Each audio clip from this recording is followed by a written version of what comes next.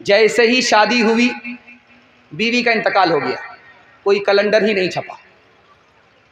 अब ये सर पकड़ करके बैठ गया कि ज़िंदगी में कभी शादी नहीं करूँगा। बहन को खबर हुई, जल्दी जल्दी आई। अब भाई साहब क्या इरादा है? जवान हो, अल्लाह ने साथ नहीं दिया ज़िंदगी, बीवी तुम्हारी गुजर गई, साथ नहीं दिया, लेकिन तुम्हारा इरादा क्या है? दूसरी शादी करोगे? तो कहा नहीं, नहीं करूँगा।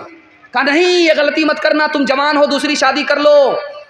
तुम्हारी बहन को पता है, तुम्हें मशवरा दे रही है, बहन के पास तुमसे ज़्यादा इल्म है, तुमको बता रही है दूसरी शादी करो, शौक़ से करो।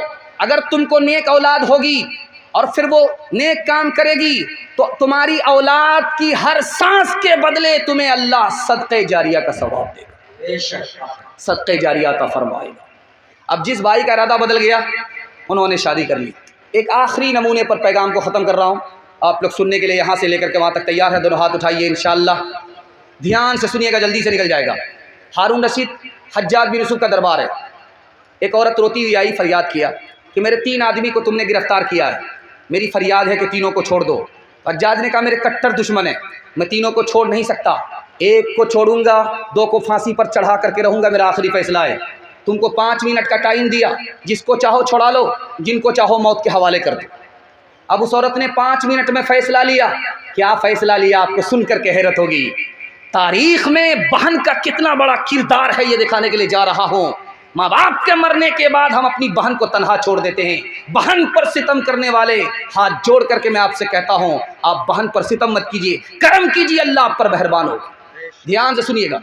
उस बहन ने कहा, ए हज्जाज, तुमने मुझे 5 मिनट का टाइम दिया है, एक को बचाना है, 2 को मौत के हवाले करना, मेरे भाई को छोड़ दो। बेटे को फांसी हो गई, शौहर को फांसी हो गई। हज्जाज बिन यूसुफ ने हैरत से पूछा, है औरत, तूने बेटे को नहीं बचाया, भाई को बचाया, इसका क्या राज है? तुमने भाई को बचाया, शौहर को नहीं बचाया, इसकी क्या वजह है? उस औरत का जवाब सुनिए।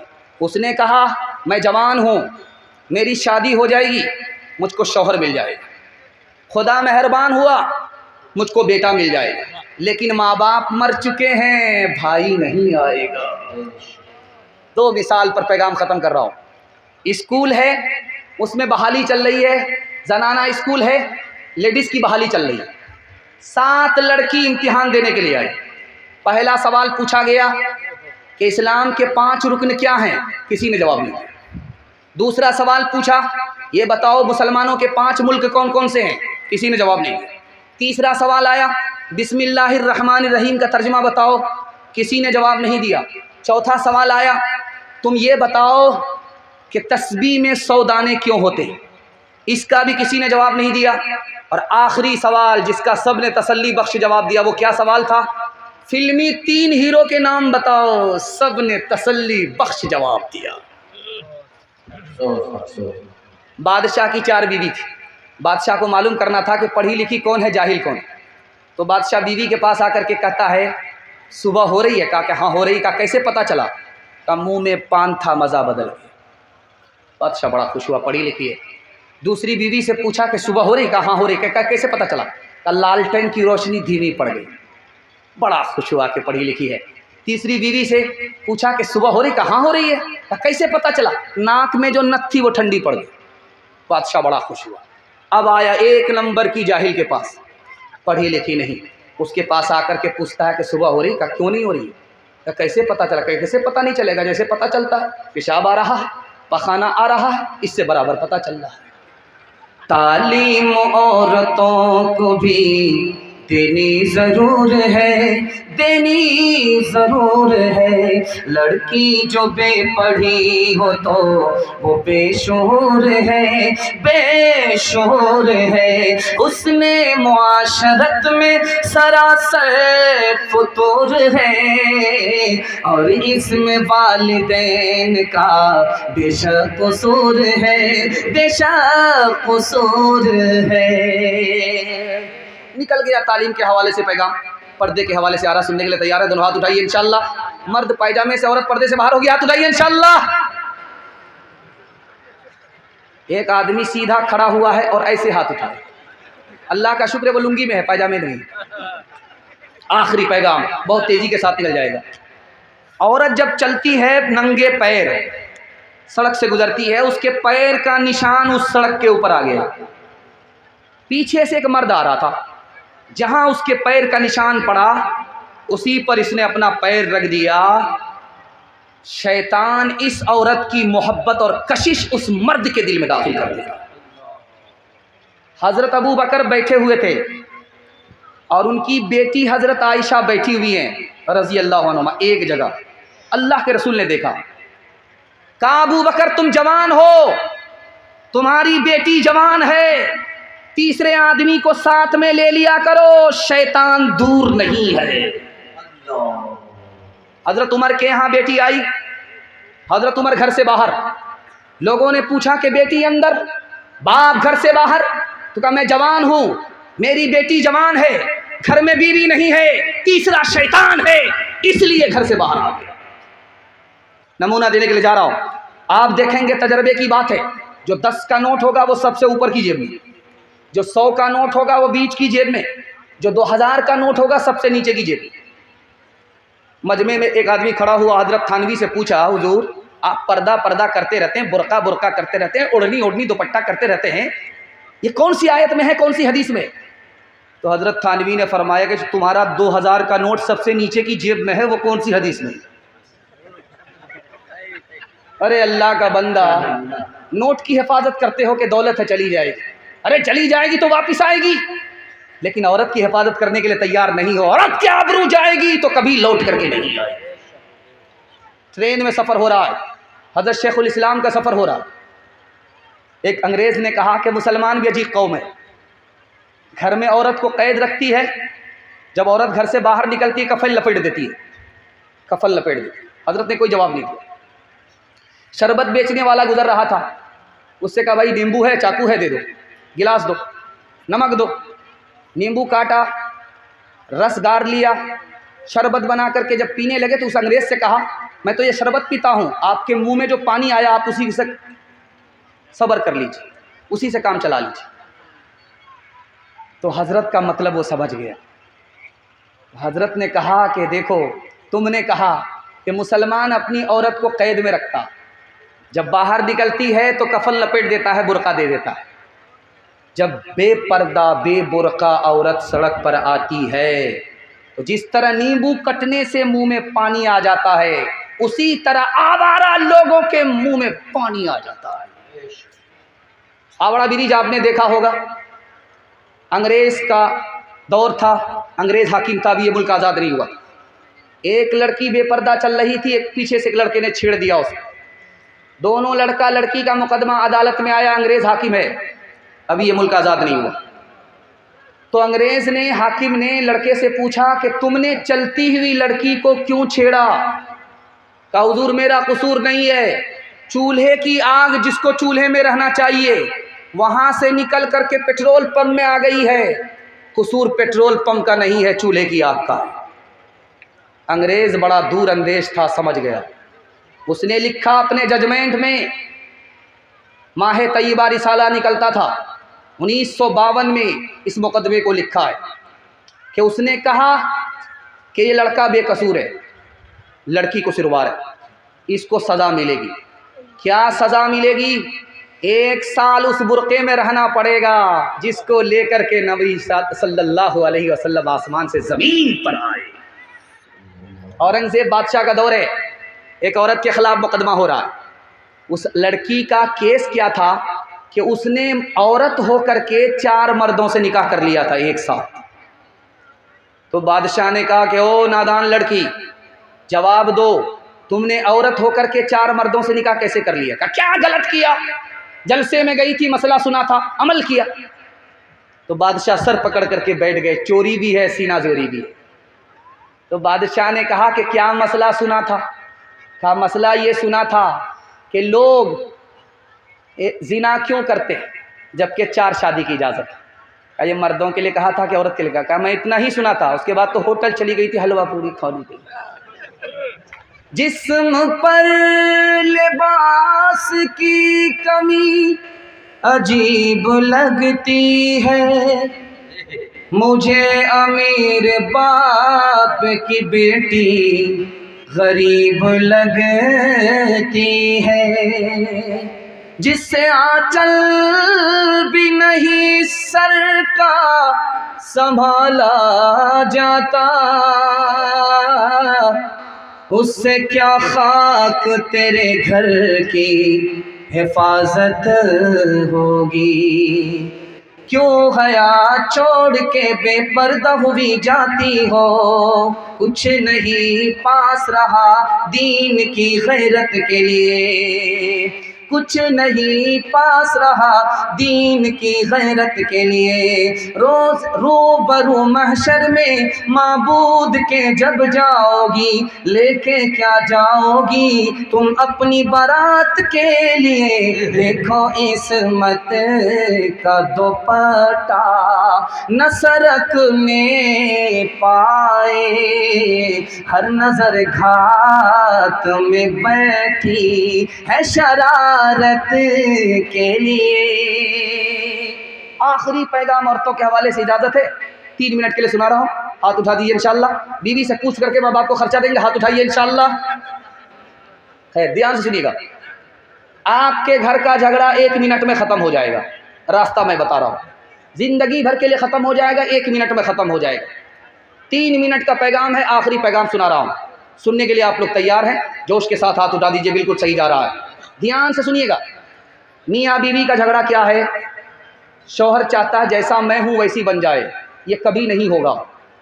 आप उसको अपनी हालत पर छोड़ दीजिए और मुआहदा कीजिए कि तुम मेरे माँ बाप की खिदमत करो, मैं तुम्हारे माँ बाप की खिदमत करूँगा। 40 साल का झगड़ा एक ही दिन में ख़त्म हो जाए। सास अपनी बहू को बहू ना समझे, बेटी समझ ले। बहू अपनी सास को माँ समझ ले। माँ बेटी का इतना मुकद्दस रिश्ता होता है कि झगड़ा होता ही नहीं। ननद अपनी भाभी को बड़ी बहन समझ ले, भाभी अपनी ननद को छोटी बहन समझ ले। बहन का इतना मुकद्दस रिश्ता होता है कि झगड़ा ही ख़त्म हो जाता है। एक औरत आई झाड़ फूक करने वाले के पास, और तनवीर ज़की यहाँ बैठा हुआ, ये उल्टा चरखा भी घुमाता है। ध्यान से सुनिएगा, झाड़ फूक करने वाले के पास औरत आई, कहा मेरा शौहर बात बात पर मुझको मारता है, कुछ तरकीब कर दीजिए। तो कहा एक काम करो, मैं पानी पर दम करता हूँ, जब भी झगड़ा शुरू हो 2-4 घूंट मुंह में लेकर के बैठ जाना, कुछ नहीं बोलना, झगड़ा तुम्हारा ख़त्म हो जाएगा। क्योंकि औरत की ज़बान चलती है, मर्द का हाथ चलता है। अगर औरत ज़बान को काबू में कर ले, मर्द हाथ को काबू में कर ले, टूटा फूटा घर जन्नत बन जाता। जब ससुराल में आदमी को मज़े का खाना खाना होता है, अपने घर में अच्छा खाना नहीं होता, तो सीधे ससुराल भागता। सास को समझ में आ गया कि ज़रूर दाल में काला है, बेमौका दामाद क्यों आया, ये मुर्गा ज़बह कराने की प्लानिंग है। तो सास ने सोचा कि अगर एक दिन खिला देंगे बढ़िया खाना, रोज़ आएगा खाने के लिए, आज ही सबक सिखा देते, कभी नहीं आए। तो सास ने खिचड़ी बना करके दामाद को दे दिया। अब खिचड़ी देख करके दामाद का गुस्सा अर्श पर चला गया। अम्मा ये जेल खाना है, मैं कैदी हूँ कि खिचड़ी खाऊंगा। कहा बेटा खिचड़ी को बुरा भला मत कहो, इतनी अच्छी ग़िज़ा है, अमीर भी खा लेते हैं, गरीब भी खा लेते हैं, किसी का पेट खराब नहीं होता। समझ में आ गया कि बुढ़िया नहीं है, अजूबा है, मुर्गा बचाने की प्लानिंग है। तो दामाद ने कहा कि अम्मा रूखा सूखा कैसे खाया जाएगा, घी तो ला करके दे दो। बुढ़िया 1 नंबर की कंजर थी, कंजूस थी। एक जगह जलसा हो रहा था, तो किसी का रिकॉर्ड ही नहीं था 10 रुपया से ज़्यादा कोई इनाम देता हो। जो भी शेर पढ़े 10 रुपया, जो भी शेर पढ़े 10 रुपया। अब शायर भी 10-10 रुपया लेते लेते उकता गया, कोई इसमें 150 वाला नहीं है। एक हाजी साहब खड़े हुए, 100 रुपया दिया। इन्होंने तारीफ़ किया, वाह हाजी साहब मुबारक हो, वाह हाजी साहब मुबारक हो, आपने क्या मेरा दिल जीत लिया। उसके बाद फिर शेर शुरू कर दिया, तो देखा हाजी साहब खड़े हैं। कहा हाजी साहब आप तो बैठ जाओ। कहा नहीं, वो 90 रुपया हमारा वापस कीजिए, इसलिए 100 रुपये। तो ऐसे ऐसे कंजर होते, ऐसे ऐसे बकील होते। तो बुढ़िया 1 नंबर की बकील थी, कंजर थी। उसने छुपा करके घी को रखा था कोठी में। जब दामाद ने बोला कि घी दे दीजिए, तो लाज लिहाज में लेकर के आ गई। ढक्कन जो खोला तो जल्दी में हाथ में हरकत थी, घी ज़्यादा गिर गया। अब बुढ़िया को लालच हो गया, सारा घी तो दामाद ही खा लेगा। मंतिक से कहा बेटा अकेले खाओगे बरकत नहीं होगी, साथ में शामिल कर लो, बरकत ही बरकत होगी। अब दामाद को समझ में आ गया कि बड़ी खटासी है, ये अकेला मुझको खाने नहीं देगी। तो लाज लिहाज में दामाद कहता आप तो मेरी माँ की तरह हो, साथ में खा लो, क्या दिक्कत है। अब बुढ़िया ने प्लेट को देखा तो घी दामाद की तरफ ज़्यादा गिरा हुआ था। बुढ़िया ने दिमाग लगाया कि उधर से इधर टानना। बुढ़िया ने कहा बेटा मैं तुमसे नाराज़ हूँ इसलिए कि फला महीना मेरी बेटी को तुमने ये दुख दिया है, ये दुख दिया है, ये दुख दिया, सारा घी इधर टान। तो दामाद कहता है कि अम्मा कौवे से ज़्यादा कौवे का बच्चा चालाक होता है। अगर मैंने वो दुख दिया है तो ये सुख भी दिया है, ये सुख भी दिया है, ये सुख भी दिया। दुख सुख को मिलाना पड़ता तब जिंदगी कटती है। जो न देखा न सुना है वो हुआ करता है, अब तो बेपर का परिंदा भी उड़ा करता है, अब तो बेपर का परिंदा भी उड़ा करता है। गालियाँ कोई दुआ कोई दिया करता है, अपना हर शख्स का किरदार हुआ करता है। अपने घर में भी सुकून से नहीं रह पाता मैं, अपने घर में भी सुकून से नहीं रह पाता मैं। रोज घर में मेरे तूफान उठा करता है, रोज घर में मेरे तूफान उठा करता है। ध्यान से सुनिएगा, बहुत जल्दी से निकल जाएगा। एक बहुत बड़े आलिम थे, उनका नाम था मिर्ज़ा मजहर जाने जाना। औरंगज़ेब रहमतुल्लाह अलैह के दौर के आलिम थे। किराए के मकान में रहते थे, अपना मकान नहीं था। पूछा कि हजरत किराए के मकान में रहते हो, अपना मकान नहीं, तो कहने लगे कि मौत के बाद अपना मकान किराया का मकान दोनों बराबर हो जाता है, दोनों से निकलना पड़ता। दूसरी मिसाल आ रही है, बहुत ध्यान से इसको सुनिएगा। एक आदमी मकनहा के बिल्कुल नुक्कर पर खड़ा था। उससे किसी ने पूछा कि जलसा कहाँ हो रहा है, आबादी कहाँ है, जलसा कहाँ हो रहा है। तो उसने कहा कि सीधा आप दायां लीजिए, दायां से बायां लीजिए और आगे आबादी ही है। तो वो जैसे ही दायां लेकर के बायां गया, सामने देखा तो कब्रिस्तान है। सर पकड़ करके बैठ गया कि ये कैसा बेवकूफ़ आदमी है। मैंने बस्ती पूछा, आबादी पूछा, मकान पूछा, कहाँ लोग रहते हैं, जलसा वहाँ सुनने के लिए जाना था, ये हमें कब्रिस्तान भेज रहा है, जिंदगी में कब्रिस्तान भेज रहा है। वो पलट करके आया कि तुम कितने बड़े बेवकूफ़ आदमी हो, आने वाले मेहमान को धोखा देते हो। मैंने तुम्हें पूछा था कि जलसा कहाँ है, आबादी कहाँ है, तूने मुझे कब्रिस्तान भेज दिया। कहा मैंने गलत जगह नहीं भेजा, आबादी वही है, मैंने वहाँ सबको पहुँचते हुए देखा है, लेकिन वहाँ से किसी को कहीं जाते हुए नहीं देखा है, आबादी तो उसी का नाम है। तीसरा नमूना आपकी खिदमत में लेकर के आ रहा हूँ। आदमी मकान 4 मकसद से बनाता है। 3 मकसद तो गलत है, 1 मकसद सही है। 3 मकसद सही है, 1 मकसद गलत है। पहला मकसद क्या है, मकान बनाएंगे सर छुपाने की जगह मिल जाएगी, ये मकसद सही है। मकान बनाया है सर्दी गर्मी से बच जाएंगे, ये मकसद भी सही है। मकान बनाया है दिल को सुकून मिलेगा, दिल से तकलीफ निकल जाएगी, ये मकसद भी सही है। मकान बनाया है कि दूसरा तारीफ करे, मकान बनाने पर भी गुनहगार होगा। हर मकान के अंदर 2 ऐब है। जितना खूबसूरत मकान आप बना लीजिए, खुदा के वास्ते इसको ध्यान से सुनिएगा, आपकी तरक्की को कोई रोक नहीं सकेगा। दुनिया का सबसे बदतरीन पैसा वो है जो मकान में लगता है। मकान में आप ज़्यादा पैसा मत लगाइए, गारा मिट्टी में जो पैसा चला गया वो पानी में चला गया। तिजारत में पैसा लगाते तो माल माल को खींचता, पैसे के पैसे को खींचता। आपने मकान में कमर तोड़ पैसा लगा दिया, दुनिया का सबसे बड़े बेवकूफ़ इंसान आप हैं, आपका पैसा बर्बाद हो गया। ज़रूरत से ज़्यादा पैसा मकान में मत लगाइए। अल्लाह के रसूल की ज़बान ने कहा है वो बहुत बुरा पैसा है जो मकान में लग जाता है। तिजारत में लगता तो बहुत अच्छा पैसा होता, पैसा पैसे को खींचता। हर मकान के अंदर 2 ऐब है। पहला ऐब ये है, चाहे आप लाल किला बना लीजिए, चाहे आप ताजमहल बना लीजिए, हर मकान के अंदर 2 ऐब है। पहला ऐब ये है कि जितना पुराना होगा उतना बदसूरत होगा। देखिए परदादा ने मकान बनाया था, ऐसा लग रहा कि मकबरा बन रहा है, आदमी खड़ा हो ही नहीं सकता, झुक करके जाना पड़ता है। पोते ने हटा करके फेंक दिया, शीश महल बना रहा।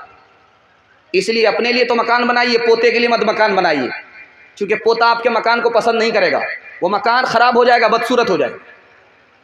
दूसरा आयब दिखाने के लिए जा रहा है, कितना ही पैसा आप मकान में लगाइए, कमर तोड़ पैसा लगाइए, लेकिन जानते हैं मकान को आपको छोड़ना पड़ेगा या मकान आपको छोड़ देगा।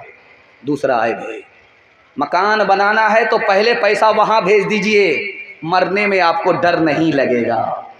इंशाल्लाह लोन लेकर के मकान बनाएंगे, पहली फुर्सत में हाथ उठा दीजिए इंशाल्लाह। फना के बाद भी मुझको सता रहा है कोई, निशान कब्र का मेरा मिटा रहा है कोई, निशान कब्र का। ऐ खुदा मुझको थोड़ी सी जिंदगी दे दे, उदास मेरे जनाजे से जा रहा है कोई, उदास मेरे अंधेरी रात को तारीक और सन्नाटे, कमर की कब्र पे, कमर की कब्र पे आंसू बहा रहा है कोई, फना के बाद भी। तीसरा पैगाम बहुत बेदारी के माहौल में आपकी खिदमत में लेकर के आ रहा हूँ। आपने दिल खुश कर दिया कि जिस माहौल में आप सुन रहे हैं उसी माहौल में आपका ज़मीर ज़िंदा है। अल्लाह आपके ज़मीर को ज़िंदा फरमाए। सुनने के लिए तैयार है तो हाथ उठा दीजिए इंशाअल्लाह। सुन करके आपका दिल बहुत मजबूत होगा। खुदा कितना मेहरबान अपने बंदे पर है, आप अंदाज़ा नहीं लगा सकते। खुदा के 3 नाम हैं। पहला नाम है गाफिर। गाफिर कहते हैं थोड़ा माफ़ करने वाला। बंदा थोड़ा गुनाह करता है, अल्लाह थोड़ा माफ़ करता है। अल्लाह का क्या नाम है? गाफिर। और दूसरा नाम अल्लाह का है गफूर। बंदा बहुत गुनाह करता है, अल्लाह बहुत माफ़ करता है। अल्लाह का नाम गफूर है। अल्लाह का तीसरा नाम है गफ्फार। बंदा हद से ज़्यादा गुनाह कर रहा है, अल्लाह हद से ज़्यादा माफ़ करता है। अल्लाह का नाम गफ्फार है। अल्लाह का रिकॉर्ड आपको सुनाने के लिए जा रहा हूँ, आप यकीन नहीं करेंगे। 99 आदमी के कत्ल करने वाले को भी अल्लाह ने माफ़ कर दिया। हर रोज़ हर रात लड़की से जिना करता था, अल्लाह ने उसे भी माफ़ कर दिया। मौत से ठीक 1 रात पहले अल्लाह ने उसे भी माफ़ कर दिया। बच्ची पैदा होती थी, उसको जिंदा ज़मीन में गाड़ दिया करता था, अल्लाह ने उस पर एहसान फरमाया, इस्लाम की दौलत से माला माल फरमाया। दुनिया का कितना ही बड़ा गुनाह कीजिए, अल्लाह आप पर 4 मेहरबानी जारी रखेगा। पहली मेहरबानी, आप गुनाह करते रहेंगे वो आपके ऊपर पर्दा डालता रहेगा। आप गुनाह करते रहेंगे वो आपको पकड़ेगा नहीं, आपकी रोज़ी को जारी रखेगा, छीनेगा नहीं, आपकी सेहत को बाकी रखेगा, मिटाएगा नहीं। कितना बड़ा मेहरबान। और सुन करके आपको हैरत होगी, ये पैसा आ रहा था, शायर शेर पढ़ रहा था, पैसा आ रहा था। ये पैसा आप अगर दूसरे से मांगेंगे तो आपको डर लगेगा। जानते क्या डर लगेगा? यार थोड़ा मांगेंगे देगा, ज़्यादा मांगेंगे देगा कि नहीं देगा। लेकिन अल्लाह से ज़्यादा मांग लीजिए, थोड़ा मांग लीजिए, कि डरने की कोई बात ही नहीं। आप जब किसी से मांगेंगे तो आपको ये डर रहेगा, यार एक बार मांगेंगे तो देगा, बार बार मांगेंगे नहीं देगा। अल्लाह से बार बार मांगिए, कोई फ़र्क नहीं पड़ता, वो और खुश होगा। तीसरी बात देखिए, आप दूसरे से मांगिए, वो आपका चेहरा देखेगा, अपना आदमी है या पराया है। अगर आपको पहचानता है तो देगा, नहीं पहचानता है नहीं देगा। अल्लाह से मांग करके आप देखिए, कोई फ़र्क नहीं पड़ता, वो अपने को भी देता है, पराये को भी नवाजता है। थोड़ी सी शान में आपने बेअदबी कर ली, मांगने के लिए जिसके दर पर आए थे वो आपका दिया हुआ वापस ले लेगा। लेकिन अल्लाह से मांगिए, उनकी शान में 1000 नाफरमानी कीजिए, वो दिया हुआ वापस नहीं लेता है, इतना बड़ा मेहरबान है। हज़रत उमर की अदालत में एक चोर के लिए ऐलान हुआ, इसके हाथ काट डालो ताकि दूसरे के माल की हिफाजत हो, दूसरे को नसीहत हो। तो वो गिड़गिड़ाने लगा, हाथ जोड़ने लगा कि मेरी पहली गलती है, माफ़ कर दो। हज़रत उमर ने कहा ऐसा हो ही नहीं सकता, पहली गलती पर खुदा पकड़ता नहीं है, पर्दा डालता है। दूसरी गलती पर खुदा पर्दा डालता है, पकड़ता नहीं है। तीसरी गलती पर खुदा पर्दा डालता है, पकड़ता नहीं है। जब बंदा बाज नहीं आता तब पकड़ा जाता है। तहकीक हुई तो 100 मरतबा का चोर निकला। और आपका दिल बहुत मजबूत होगा ये सुन करके कि पूरे मजमे में सबसे ज़्यादा जल्दी में माफ़ करने वाला कौन इंसान है। ये मर्दों का पिंडाल है, इसी के बराबर में औरत का पिंडाल है। मैं आपसे एक सवाल करूं कि इसमें माफ़ करने वाला कौन बंदा बैठा है, उस पिंडाल में माफ़ करने वाली कौन है? तो इसका जवाब एक ही लाइन में है, सबसे ज़्यादा जल्दी में इस पिंडाल में अगर कोई माफ़ करने वाला है तो बेटे का बाप है। बेटे की गलती को सबसे जल्दी में माफ़ करता। और उस पिंडाल में माँ है, अपने बेटे के कसूर को जल्दी में माफ़ करती है। जानते हैं माँ बेटे से नाराज़ है, बात नहीं कर रही है, लेकिन जब ऐन खाने का वक्त आता है तो माँ बेटी से कहती है, बेटी देखो तुम्हारे भाई ने खाना खाया कि नहीं खाया। क्या कलेजा है, नाराज़ तो है लेकिन दिल से नाराज़ नहीं है। अब बेटा दौड़ा दौड़ा आया, माँ के पैर पकड़ा, मुंह खोल करके माफ़ी मांगी, माँ ने माफ़ कर दिया। और जानते हैं माँ से भी ज़्यादा जल्दी में कौन माफ़ करता है? खुदा माफ़ करता है। माँ के पैर पकड़ने पड़ते हैं, मुंह खोलने पड़ते हैं, लेकिन खुदा के आगे पैर पकड़ने की भी ज़रूरत नहीं, मुंह खोल करके माफ़ी मांगने की भी ज़रूरत नहीं। दिल का इरादा हो गया, खुदा माफ़ कर देता है। एक आदमी दारू की बोतल लेकर के सामने से गुजर रहा था। हज़रत उमर उधर से आ रहे थे, कमर में कोड़ा था। उस जवान ने देखा कि हज़रत उमर ने अगर देख लिया कि दारू की बोतल लेकर के जा रहा हूँ, इतने कोड़े पड़ेंगे कि जनाजा उड़ जाएगा। दिल दिल में कहता है कि मेरे परवरदिगार, आज इज्जत आबरू तू ही बचा सकता है। उमर सामने है, कमर में कोड़ा है, पता चल गया तो इतने कोड़े पड़ेंगे कि आज जनाजा उड़ जाएगा। हज़रत उमर जल्दी जल्दी कदमों से आए और उस जवान से पूछा कि बेटा बताओ तुम्हारे बगल में क्या छुपा हुआ है? कहा हुजूर कुछ नहीं है, शरबत है। अच्छा शरबत है, अभी पता चल जाएगा। हज़रत उमर ने हाथ में लिया, ढक्कन खोला, देखा तो वाकई शरबत था। क्यों? जवान की तौबा कबूल हो चुकी थी, अल्लाह ने शराब को शरबत बना दिया। गुनाहों पे हूँ शर्मिंदा, इलाही दर गुजर कर दे, बड़ा मुजरिम हूँ मैं तेरा, इलाही दर गुजर कर दे। खता कोई नहीं छोड़ी, कोई सिया नहीं छोड़ा, खता कोई नहीं छोड़ी, कोई सिया नहीं छोड़ा। बस अब करता हूँ मैं तौबा, इलाही दर गुजर कर दे, बड़ा मुजरिम हूँ मैं तेरा, इलाही दर गुजर कर दे। खिलौना हाथ का आपने बना रखा है शैतान ने, बना रखा है शैतान ने, बना ले अपना तू बंदा, इलाही दर गुजर कर दे, बड़ा मुजरिम हूँ मैं तेरा, इलाही दर गुजर कर दे।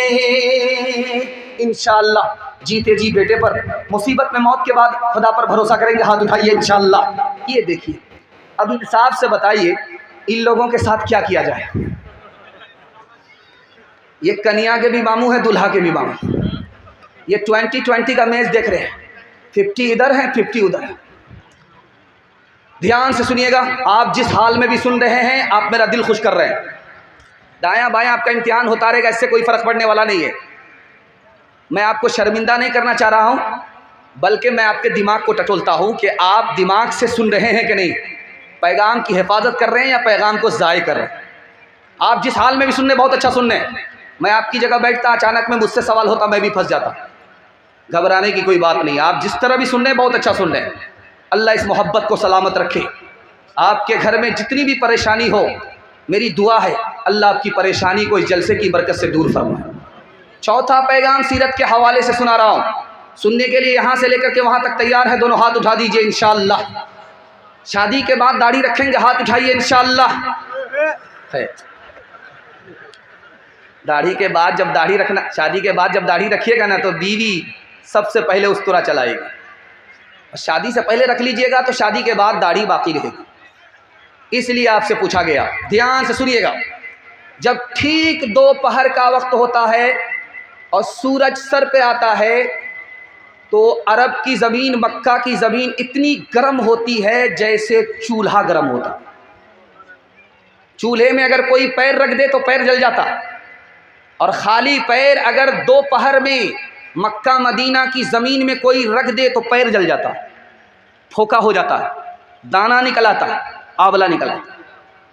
लेकिन इसी हिंदुस्तान का आशिक था, दुआ कीजिए अल्लाह उनकी कब्र को नूर से भर दे।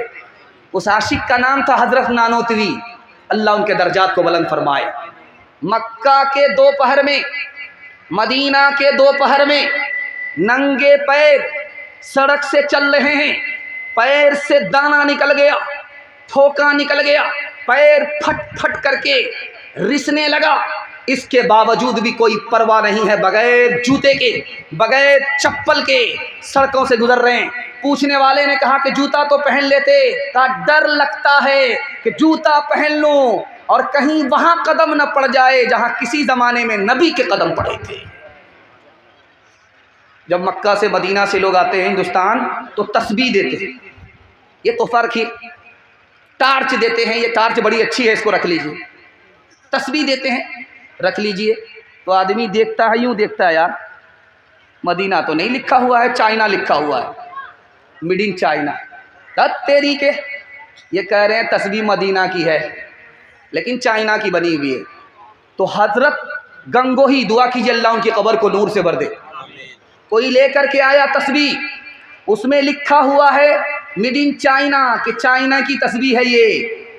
लेकिन लेते ही होंठ से लगाते थे, आँखों से लगाते थे, होंठ से चूमते थे। लोगों ने कहा कि हज़रत ये तो चाइना की बनी हुई तस्बीह है, मदीना को कहा जा रहा है। कहने लगे मैं मानता हूँ कि इसको बनाया गया चाइना में, चाइना से ये तस्बीह बन करके मदीना गई, लेकिन मैं इसको होठों से इसलिए चूम रहा हूँ, आँखों से इसलिए लगा रहा हूँ कि इसमें मदीने की हवा लगी हुई है।